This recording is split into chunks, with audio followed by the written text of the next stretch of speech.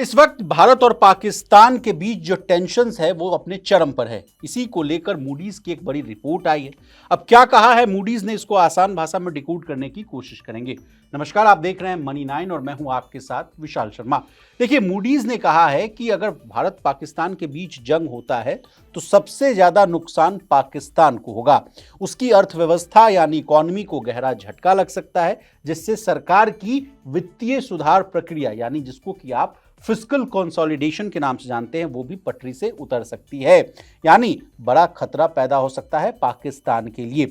अब मूडीज ने और आगे क्या क्या बातें कही उसको भी हम समझाएंगे आपको। देखिए, मूडीज ने चेताया कि मौजूदा तनाव जो है पाकिस्तान की बाहरी फंडिंग हासिल करने की क्षमता को भी प्रभावित कर सकता है। जैसा कि आपको पता है कि पाकिस्तान जो है बेल आउट प्रोसेस के लिए आईएमएफ से भीख मांगता है। इसके अलावा वो चाइना से सपोर्ट मांगता है। उसके अलावा जितने भी इस्लामिक कंट्रीज हैं जैसे सऊदी अरेबिया हो गया, उनसे भी वो मदद लेता है। तो कहने का मतलब है मूडीज का कि उसको ये जो फंडिंग हासिल करने में दिक्कत आ सकती है।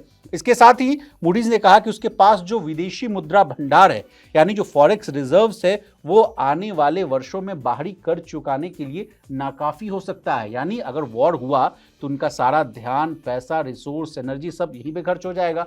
फिर ये जो पैसा लिए हैं उसको चुकाने में इनको बहुत दिक्कत हो सकती है। तो यानी आईएमएफ जैसी संस्थाओं से इनको पैसे पाने में बहुत दिक्कतें होंगी।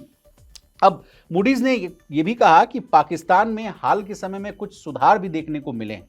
जैसे उन्होंने कहा कि देखिए, पाकिस्तान में जो इन्फ्लेशन है उसमें गिरावट आई है। धीरे धीरे जो है उनकी जो जीडीपी है उसमें बढ़ोतरी देखने को मिल रही है।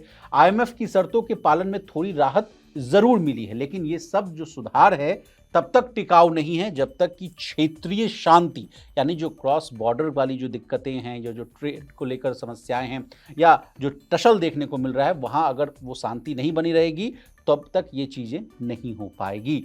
अब चलिए, भारत को लेकर क्या कहा है मूडीज ने वो भी बताते हैं। भारत की बात करें तो मूडीज की रिपोर्ट कहती है कि भारत की अर्थव्यवस्था मजबूती से आगे बढ़ रही है। भारत की जीडीपी जो है, जीडीपी की जो ग्रोथ है वो स्थिर बनी हुई है। सरकारी जो है निवेश जो है यानी प्राइवेट इन्वेस्टमेंट के साथ साथ जो सरकारी का इन्वेस्टमेंट है वो बढ़ रहा है और घरेलू बाजार में मजबूत जो कंज्यूमर स्पेंडिंग है वो देखने को मिल रही है।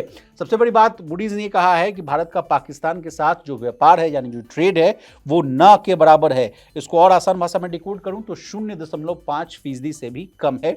इसलिए मूडीज का कहना है कि भारत पाक का अगर लड़ाई होता है, बीच में अगर टेंशन बढ़ती है तो आर्थिक असर जो है भारत पर जो है वो सीमित रहेगा।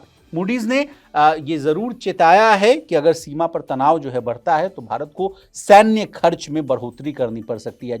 यानी जो डिफेंस का जो एक्सपेंडिचर है, डिफेंस को लेकर जो खर्च है वो बढ़ सकती है। इससे क्या होगा?